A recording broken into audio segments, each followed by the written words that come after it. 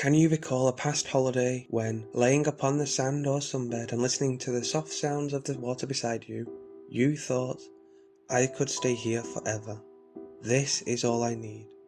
Well, I'm the man who did. I was just 3 days into a Mediterranean summer escape, long enough to unwind from and to forget daily cares, and well ahead of the halfway mark where they began to creep back.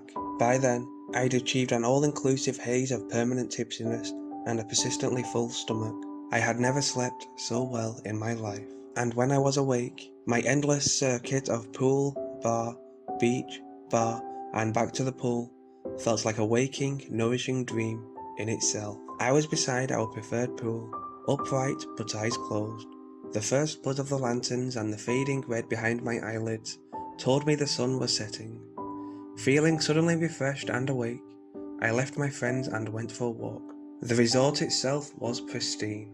Bright concrete had been poured over the rocky cove in vast quantities, like a tooth-filling covering the decaying fishing village that had no doubt stood before.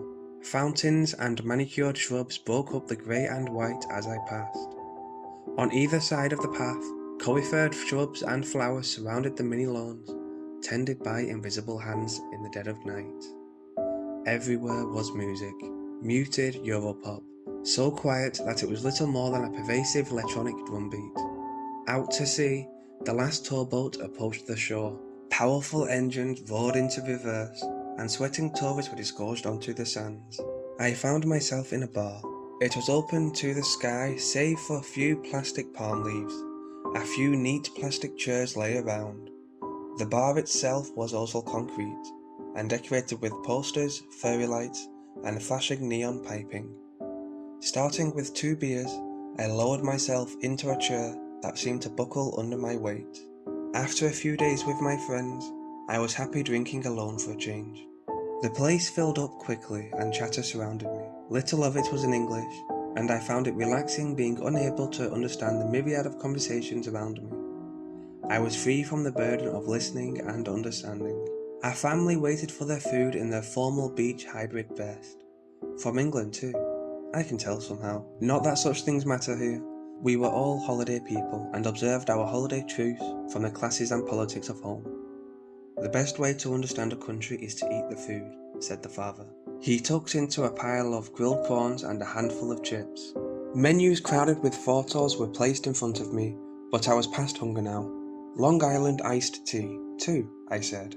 The most efficient cocktail around. Long Island must be a wonderful place. After that, drinks of all kinds appeared before me in their ones and twos.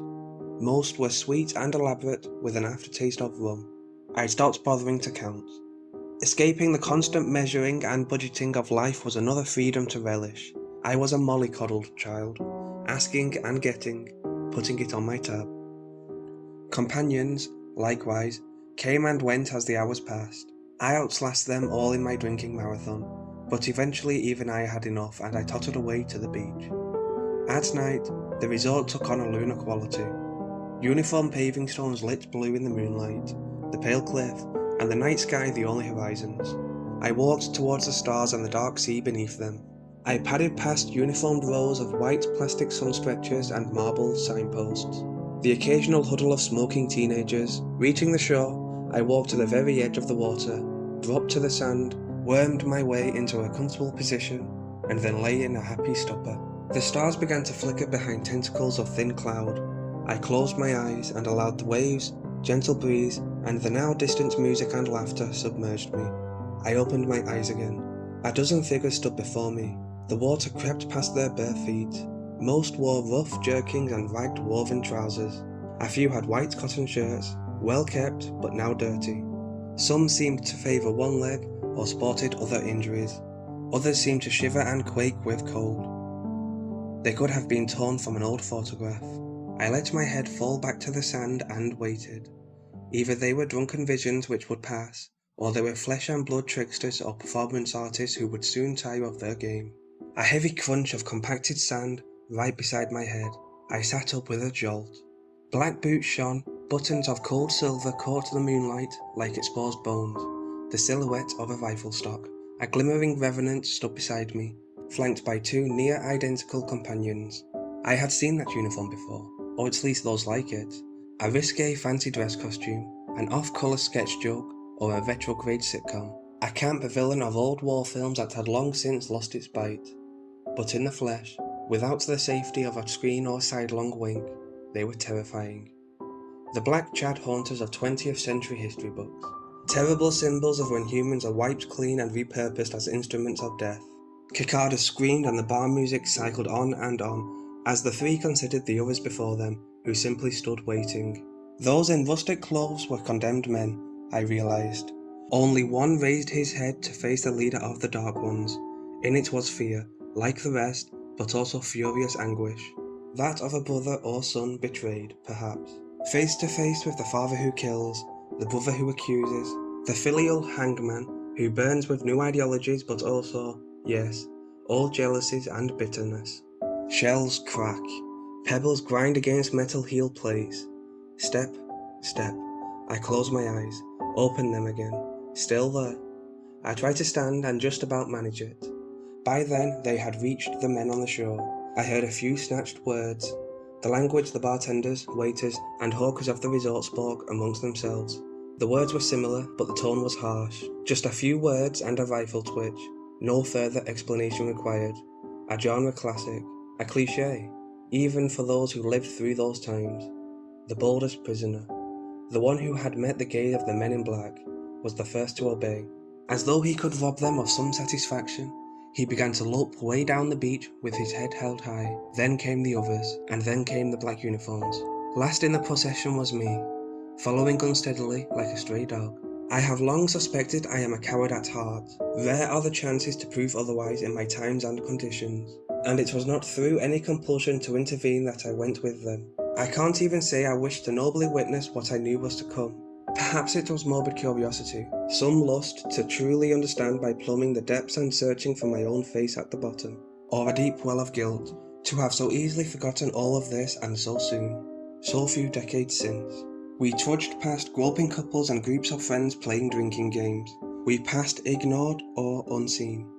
An old local folk song, digitized and set to a dance beat, struck up from the hidden speakers. In the harsh floodlights and cigarette glows, I could make out toothy smiles and oiled hair. But now I felt more kinship with the members of the Death March than those I passed. Limestone cliffs loomed ahead, pale with yawning black mouths. The procession continued. They walked into the ebbing waves as though they didn't exist. I struggled to keep up, choking down salty water as the sea tried to throw me back. They rounded the promontory and entered a cave, still at their ever steady, lumbering pace. I was thrown against the rocks time and again until I emerged, blooded, just in time to see muzzle flashes. The villagers jerked with the impacts and disappeared. Their murderers, too, vanished, and I was alone in the cave. Every sound was echoed and amplified in the cave. Between the booms of the waves, I could hear fireworks outside. The music was from one of the clubs increased in volume. Every sound was echoed and amplified in the cave. Between the booms of the waves, I could hear fireworks outside. The music from one of the clubs increased in volume, with an accompanying cheer. I began to feel around. Weeds, crumbling rocks, stinking crab shells long vacated. Not that which I sought. It was a long time before I found that. The music had by then ceased, the resort long gone to sleep. My hands closed upon rough material. It disintegrated under my touch to reveal desiccated, salted flesh. Bones rattled and dry. Reedy sinews snapped under my clumsy pearl wings. Perhaps it is impossible to truly remember the madness and the horror, the unthinkable years where our continent disintegrated. It's possible that I, an Englishman, was best placed to truly understand what I was made to see that night.